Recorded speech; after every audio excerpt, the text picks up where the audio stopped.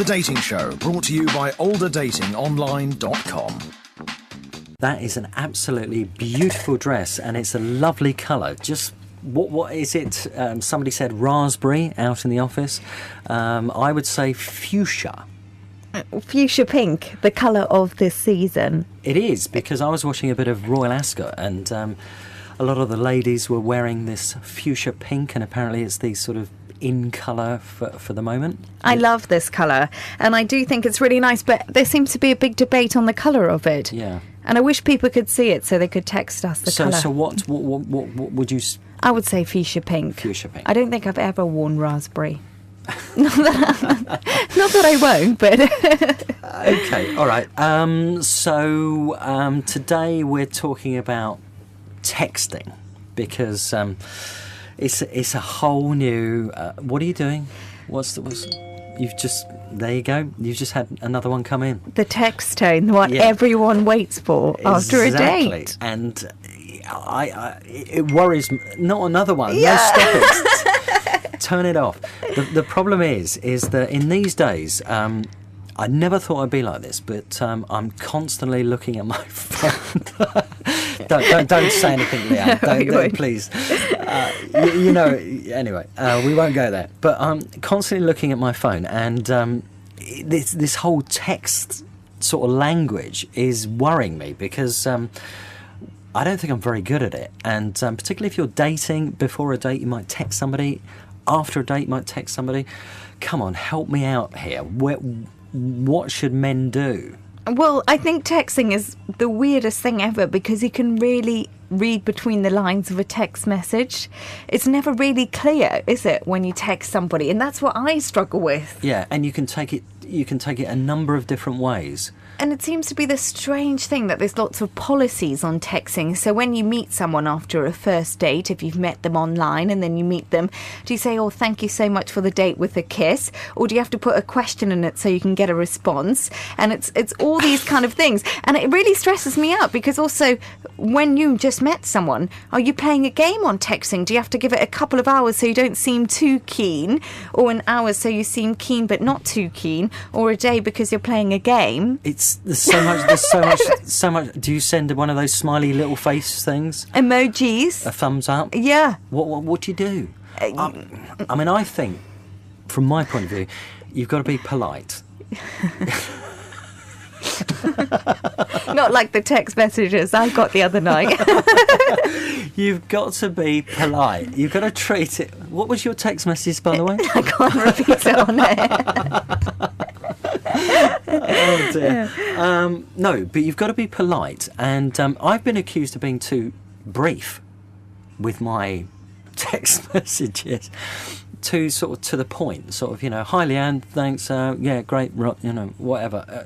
And some people send too long text messages, so you've got to get the balance right on that. You've got to get the balance right on the tone. You've got to get the timing. It's a nightmare. I think it's an absolute nightmare, and I've just got to say that when it comes to messaging, because I also feel like I like good spoken English and I like it to be written well, I write out these long flamboyant text messages with no phone text, and then everyone's like, why do you send us an essay? We just literally need to say, I think you're doing the right thing, polite, to the point and short. I think that's what people want. And also, because obviously we're journalists, yes, we're looking at the grammar, the spelling. That drives me mad, bad grammar in a text message. So, you've got to try and get that right as well. And it's also such a difficult thing to do, because when you've just met someone, you don't actually really know their personality.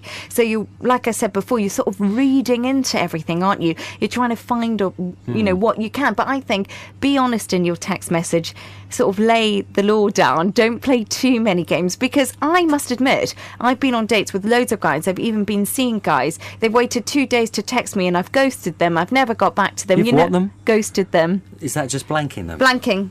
It's what we call now in the dating world, ghosted. Ghosted? Yeah, because they took 2 days to get back to me. We went on a nice date. They were trying to play a game, and I thought, you know what? End of story. So, because I'm completely lost on all this, really, as you can see from my face. So if you do go on a date, from your point of view, if you and me go on a date, we get on well, should I text you first? And how long after we've been on the date? Come on, give me some help. Oh my gosh, I think I would be a millionaire if I could figure this out, because I don't think anyone really knows. I've got a feeling it's just sort of gut instinct and how well the date went. Right. Because I wouldn't be nervous to text a man back straight away if I really enjoyed the date.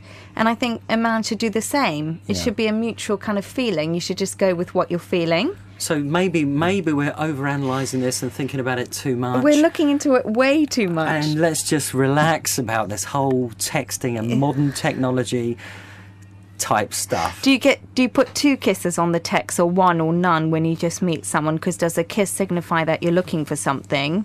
Does it? I don't know. This is the problem, isn't it? This is all the dilemmas we're faced with. Yeah. What? And just on the smiley face thing. I love No. emojis because I feel like they were made for me. The unicorn, the love hearts, the flowers. It's just fun, but some people are just not into that. So again, it's sort of reading the person that you're going on a date with.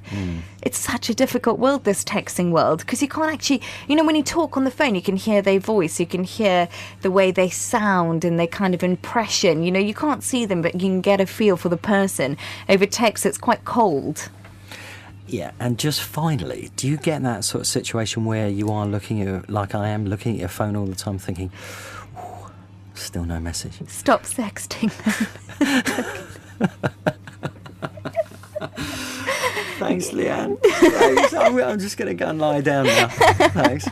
The Dating Show, brought to you by olderdatingonline.com.